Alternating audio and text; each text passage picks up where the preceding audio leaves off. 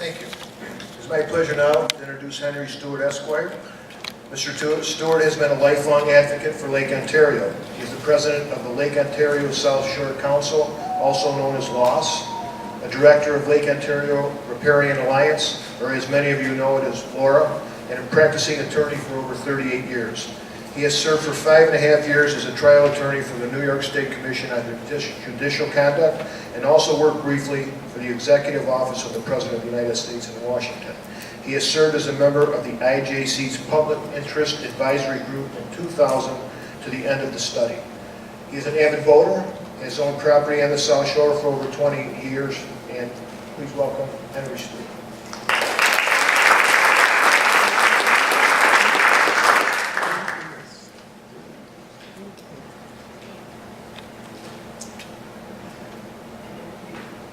Good evening, everyone.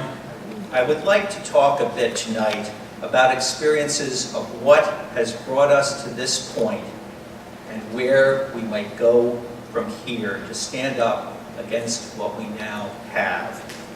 Please consider two words: civil disobedience, a concept espoused by the famous naturalist Henry David Thoreau. Should one encourage it? Well, let us take a look at the options, and I ask you to be the judge. We are now faced quite dramatically with the presence of Plan 2014. Some of us might never have expected it to arrive at our doors.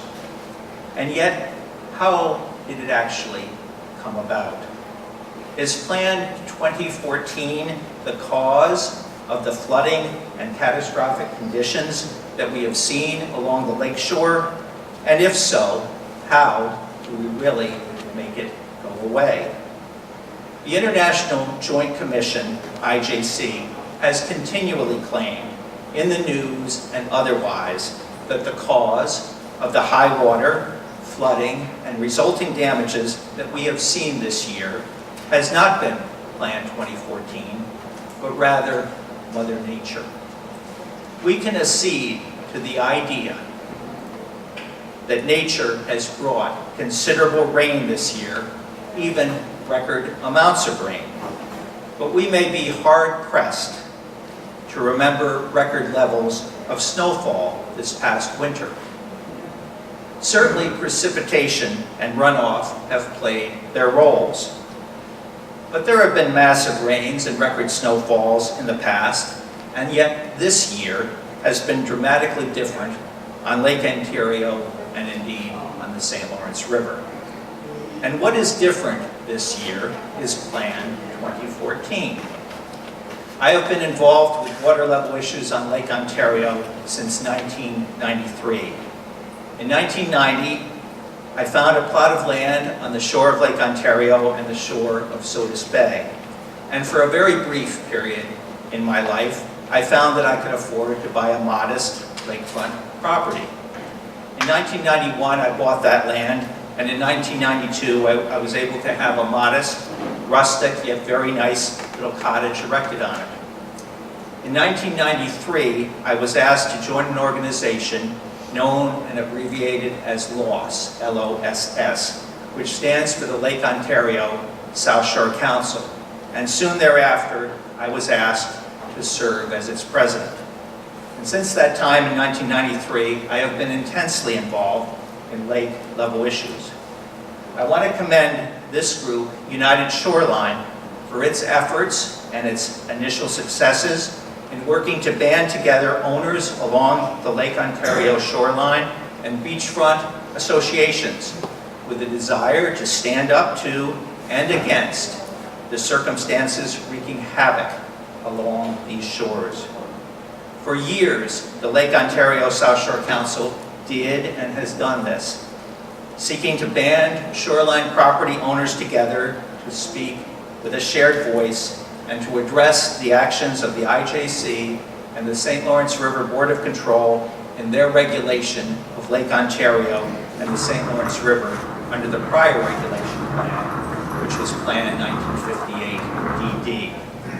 With no office or staff, I and other members of LOSS would repeatedly draft and print lengthy newsletters, which we would seek to provide by hand, driving along the lakeshore roadways and delivering the newsletters to property owners' doors, telling of current issues and urging collective actions.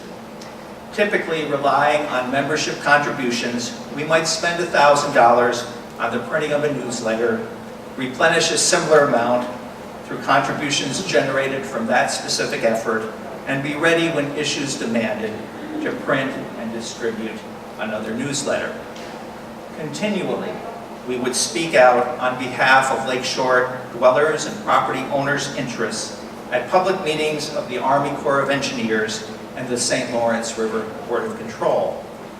And as we worked toward coalescence of interest to create a network of representatives from beach locations and shorefront organizations along the lakeshore, we found it extremely difficult and frankly quite frustrating as people's interests in staying with the cause copacetically lessened when water levels comfortably dropped. Now, with no signs of the water levels comfortably dropping, it is nonsense for lakeshore property owners to stay away from this cause. For what we need now is what is quite evident in this room, and what needs to be happening all along the lakeshore. Unification, an ability to speak with a strong, unified, collective, and single voice. As I mentioned, I have been at this effort a long time, seeking to stand up against the powerful interests which regulate the water levels in Lake Ontario and the St. Lawrence River. And during these 24 years of efforts, I have continually observed how strong and powerful, moneyed and well-funded everyone else involved is, except the lakeshore riparians. So many non-lakeshore dwellers, offering or venting criticism, choose to claim that we lakeshore property owners are all so wealthy. So apparently, one should think that we are all moneyed, well-funded, and financially equipped to stand collectively or individually against the onslaught of those who would wish to bring high water to and against us.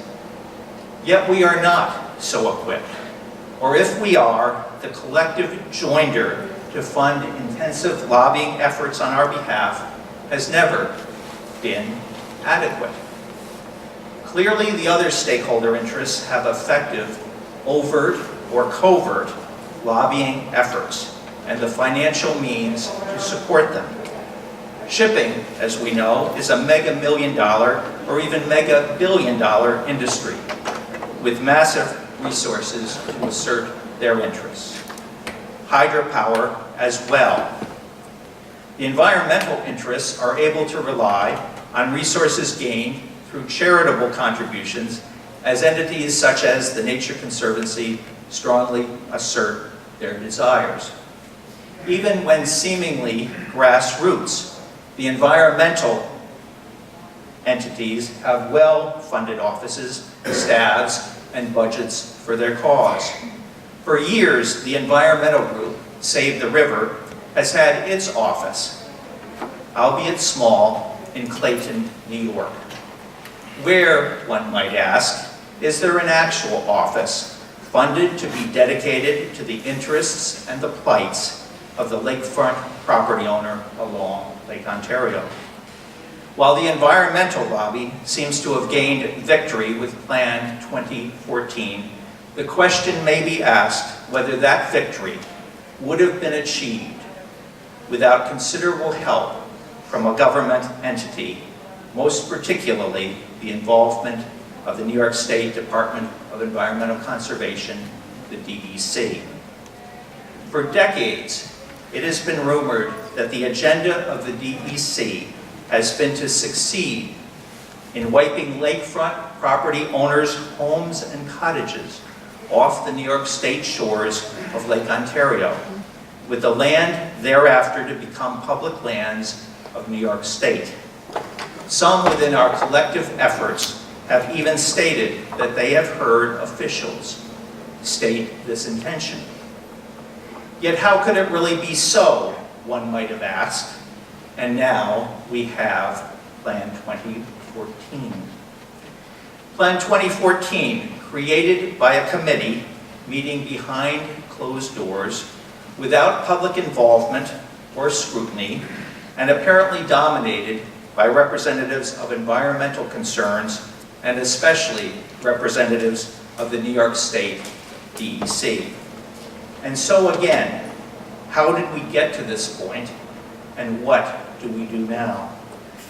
Many of us may recall that in the 1990s, there was high water on Lake Ontario a few, if not several times. I recall high water particularly in 1993, and then again in 1997, and even 1998. Not as high as we have had this year, but nevertheless perilously high. Those circumstances, of course, were under the prior plan of regulation, Plan 1958 DD, and plenty of lakeshore owners were complaining then, as frequently, about the conditions under Plan 58 DD. Through the IJC, a change in regulation was proposed that I believe was called Plan 1997, and public hearings were rolled out about that proposal. And quite stridently and vociferously, the public shot that plan down, particularly as it seemed that it would create worse conditions for us than under Plan 58 DD. Leading up to the year 2000, the IJC then announced that it had gained funding for a $20 million 5-year study to examine whether or not a plan of regulation could be adopted that was better than Plan 58 DD. That study, known as the International Lake Ontario-St. Lawrence River Study, began in 2000 and was to be funded through 2005.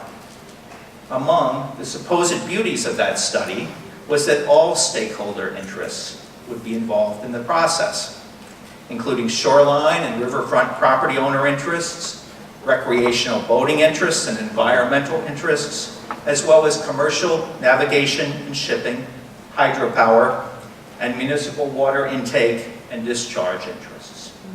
Of greatest beauty, it seemed, was that the public was to be integrally involved in the process internally and from the beginning, rather than to be addressed only through public hearings after plan formulation had occurred.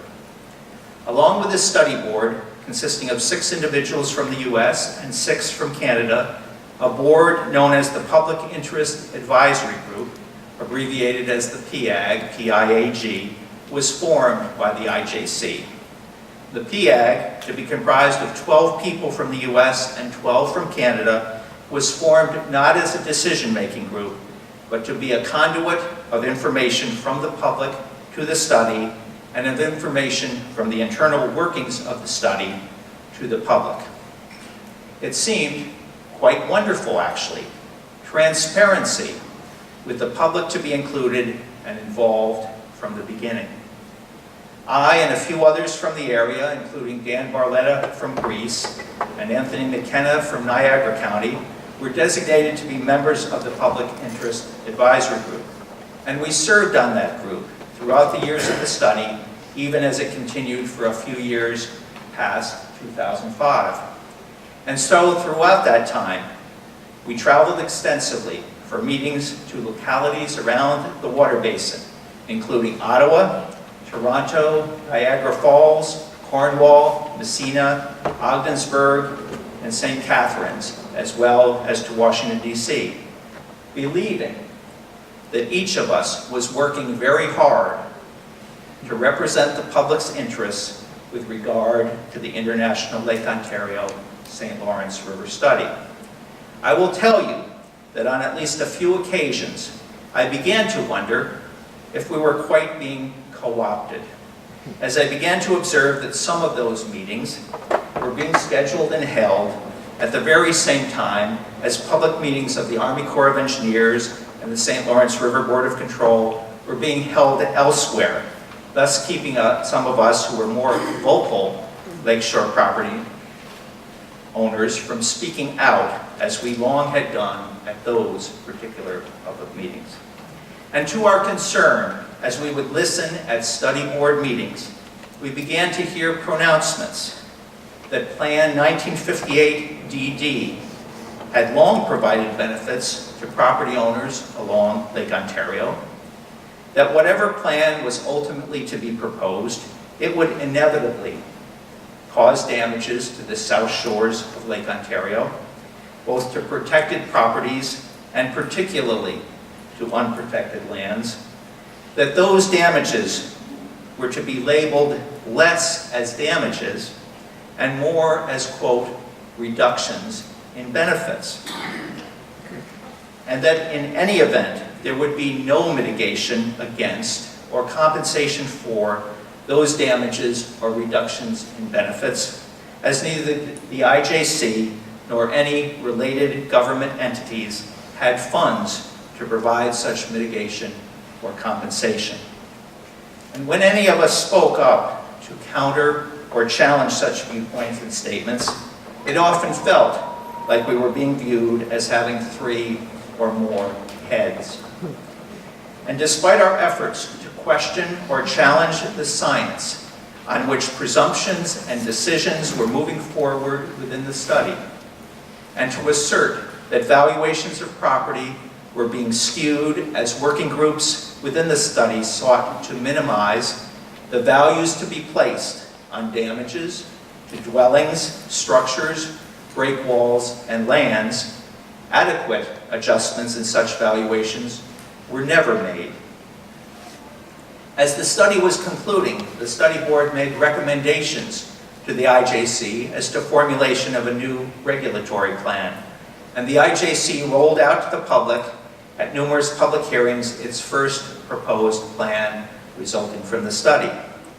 At this point, without looking back, I cannot recall all of the names, but at one point a plan called Plan 2007 was proposed, and at another point a plan called BV7 was put forth. In each instance at the public hearings, the proposed plans met with strong negative reaction from the public. And yet, despite that negative reaction, the U.S. chairperson of the IJC at one point wrote to the sitting U.S. Secretary of State indicating that one such plan had universal support and almost no negative review. As we waited in fear for a pronouncement that such would be the new regulation plan, we heard nothing. And we began to hope that the IJC and the U.S. Department of State would ultimately push forward no change that would be adverse. Only after the beginning of a new presidential administration and the eventual selection of new U.S. IJC Commission members did it seem that we were not to be free and clear.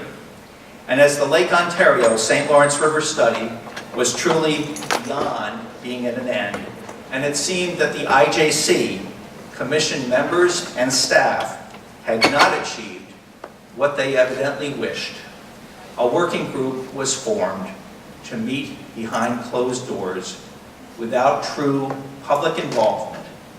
And that is the group, stacked with representatives of environmental interests, that ultimately put forth Plan 2014. That plan was not a plan that came out of the International Lake Ontario St. Lawrence River study.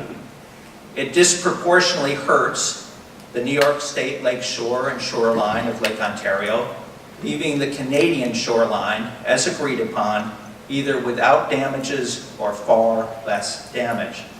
Perhaps that is why we understand that few people in Canada have even become aware of Plan 2014. The plan has been put in place with no inclusion of mitigation or compensation to address the losses and damages which it will cause and has already caused. The plan has far deflated the valuations of the losses and damages. The plan has been adopted without transparency and fair stakeholder and public input. And of crucial importance, by eliminating Plan 1958 DD's Criterion K and by the substitution of ineffective trigger levels which continually move, the plan has eliminated the opportunity for and the ability of the River Board of Control, the day-to-day regulator of this lake and river system, to provide deviations to water flows to help avoid disaster being caused to the lake and river waterfronts. And if you think that the public has really been involved in the ultimate decision-making process leading up to all of this, perhaps you might instead view the situation from the perspective of the lakefront property owner who has been lulled comatose by IJC presentations to await a chance to be heard and listened to at IJC public meetings, only to never get the chance to speak or to be cut off by commission members acting in the interests of the expediency of their own time. And so here we are with a new plan passed through by the IJC and the State Department of the outgoing U.S. presidential administration in the last month of that administration and after creation totally behind doors that did not open for the public. And now we should ask, what do we do? The trouble is, so many things that we might wish to do, actions that we might wish to take, would be futile. Some people say, sue the IJC. And some governmental entities, such as the town of Greece and the village of Sodus Point, a few months ago enacted resolutions urging their respective counties, Monroe and Wayne, to sue the IJC and or to take all possible legal action to work to negate Plan 2014. That is all very fine and even commendable, especially as it shows an intention to do something to try to help us. But the fact is that the IJC is and has long been immune from suit. Not that I know so much, but I was on television a good bit stating that circumstance, that the IJC is immune from suit. And weeks later, the town attorneys for the town of Greece provided legal research, apparently undone at the time of their resolution, stating that the IJC was immune from suit and could not successfully be sued. That immunity falls under the umbrella of diplomatic immunity, and sadly, it is a bit like being run over by the son of an ambassador or embassy staff member driving an embassy car in Washington, D.C., and finding that that person or the car owner is free and clear from suit. In fact, the entity of which I have been president, the Lake Ontario South Shore Council, years before I was involved in the 1980s, sued the government over circumstances relating to flooding on Lake Ontario. But then too, they were unable to successfully name the IJC as a defendant, and instead they sued the Army Corps of Engineers as representative of the US government and the New York State Power Authority as representative of the government of New York State. Here I frankly suggest neither of those entities is the cohort in crime. And yet, crime, it really is. Even if one did try to commence a civil lawsuit, such would be extremely costly, and government attorneys would undoubtedly paper the plaintiffs to total loss of funds, ultimately to succeed with dismissal of the lawsuit, as has happened in many civil actions against the Army Corps of Engineers elsewhere in the United States. Indeed, the lawsuit brought by the Lake Ontario South Shore Council created $86,000 in legal fees for the firm of Harder, Sechrist and Emery, only to be paid by a settlement in which little was achieved, but payment of $25,000 toward the plaintiff's legal fees by the Army Corps of Engineers, payment of $25,000 toward the plaintiff's legal fees by the New York State Power Authority, thus supplementing the $20,000 state earmark that the assemblyman, who was an uncle of one of the attorneys, had managed to secure for that law firm to even consider the suit, and then leaving $16,000 to be raised among lakeshore property owners. A nice fee, one might observe, for the attorneys. And what was gained by that suit was but a pronouncement that a lakeshore property owner has the right to sue the government for flooding, erosion, and loss of property as an unconstitutional taking of property under the Fifth Amendment of the U.S. Constitution without just compensation. A nice pronouncement, but quite ineffective without resources to assert the right and/or a non-immune defendant to sue. The question arises as to whether the immunity of the IJC extends to criminal prosecution. And I have asserted on television news and elsewhere that it may be an open question, at least worthy of having some taxpayer-funded prosecutor consider making a good name for himself or herself by publicly contemplating bringing, and even bringing, such an action. At least criminal prosecution would not bankrupt our wallets and pocketbooks. And since the IJC commissioners made their decision to enact Plan 2014, knowing that it would cause and/or fail to protect against the damages that have occurred, and thus with the specific intent to cause or allow those damages to occur, I respectfully have argued that a crime has occurred and is occurring. To be quite frank, I have not met any individuals whom I perceive more deserving of the label criminal than the most recent commissioners of the IJC. And so in that light, I have noted my views to the Wayne County District Attorney's Office and the Office of the New York State Attorney General, and I hope for interest and bravery on their account.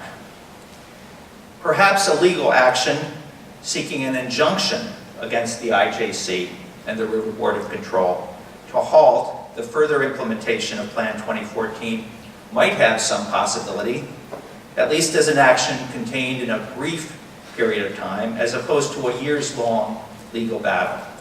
But again, money talks, and it is difficult to find attorneys who would or could take the case on for little retainer or without being sunk in the process.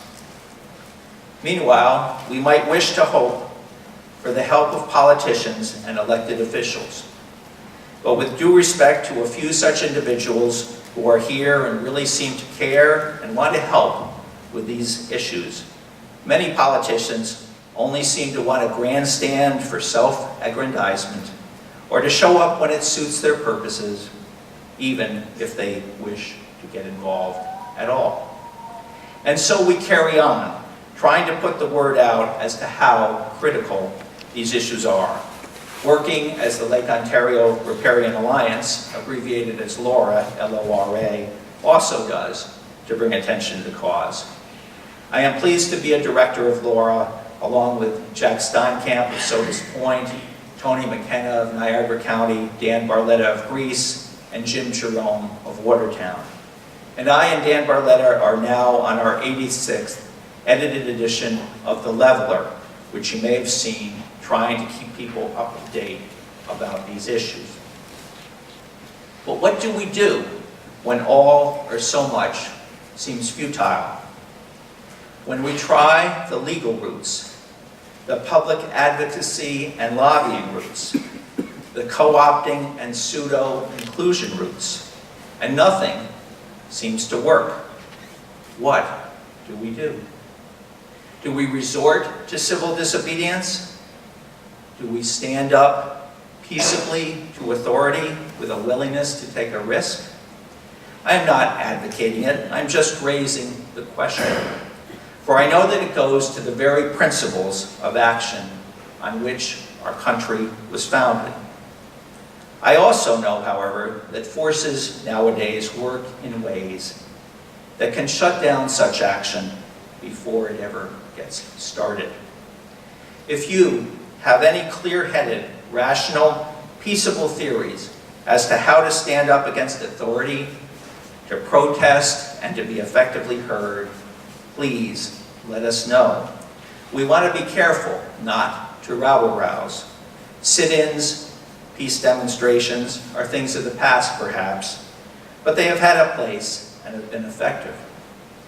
It is excellent to see a large group of people here in collaborative and shared desire to stand up for our rights as lakefront property owners.